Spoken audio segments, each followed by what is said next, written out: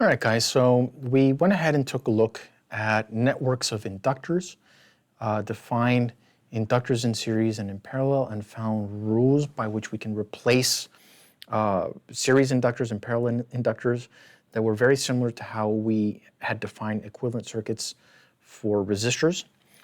We want to do the same thing for capacitors.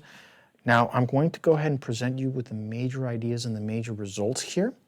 I do want to leave some of the theoretical work for you guys so that you get practice in deriving relationships like this using equivalent circuits.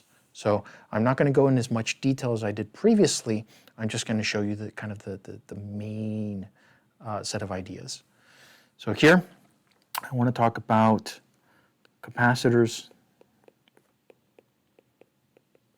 That's a very long I. Let me correct that.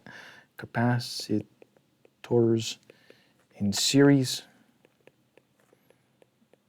and parallel. The proofs will be left to you, but they follow very similar lines, right? So let's talk about first series capacitors. And the first network that I'm going to consider consists of three capacitors like this, which can be easily generalized, of capacitance C1, C2, and C3. And we want to replace this network of three capacitors with a single capacitor whose capacitance is C equivalent. Now, if I place a voltage V across those terminals and there's a current I that flows through there, then if these two are actually going to be equivalent, then the same voltage and the same current must flow through the network on the right-hand side. Right. On top of that, notice that we have some nodes here, right? And one thing you should be able to see is that the current flowing through each one of the capacitors is going to be the same. So the voltages across the capacitors might be different.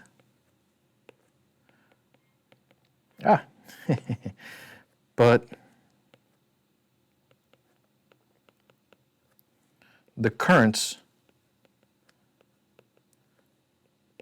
rather than giving them different variable names, must be I1, I2, I3. Now, if this is the case, right, then it can be shown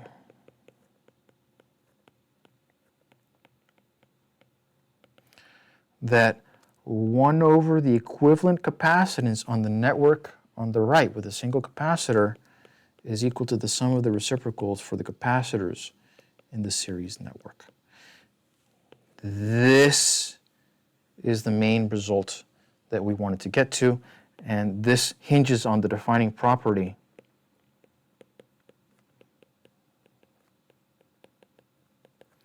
that all of these currents be the same. And keep in mind that you will have to use KVL, KCL, and the IV characteristics for capacitors in order to prove this, right? But that's the main relationship. Now, we can run a similar game for parallel capacitors.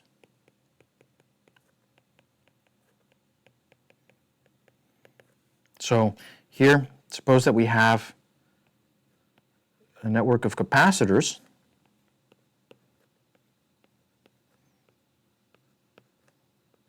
like this, and I'm using, just as an example, 3.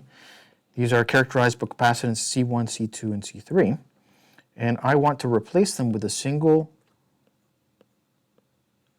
capacitor network like this, where the capacitance is C equivalent. If I place a voltage across this and there's a current I drawn in through here, if they're going to be equivalent, then the same must be true of this. Now, there are voltages and currents across these capacitors, so the voltages are V1, V2, and V3, and the currents are I1, I2, and I3 respectively. Hopefully one of the things that you can see is that the voltages across each one of those capacitors is identical, and it can be shown. But this is an exercise that I'm going to leave to you.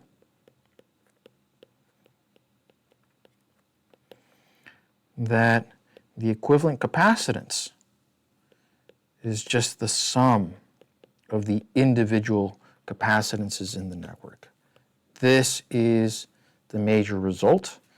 And again, the defining property that allows us to make this replacement is that the voltages V1, V2, and V3 must be the same. Right. Again, you can use the IV characteristics for the capacitors along with KVL and KCL in order to show this. And we'll see some examples in which we actually take a look at these equivalent networks and start making some replacements in order to simplify our networks.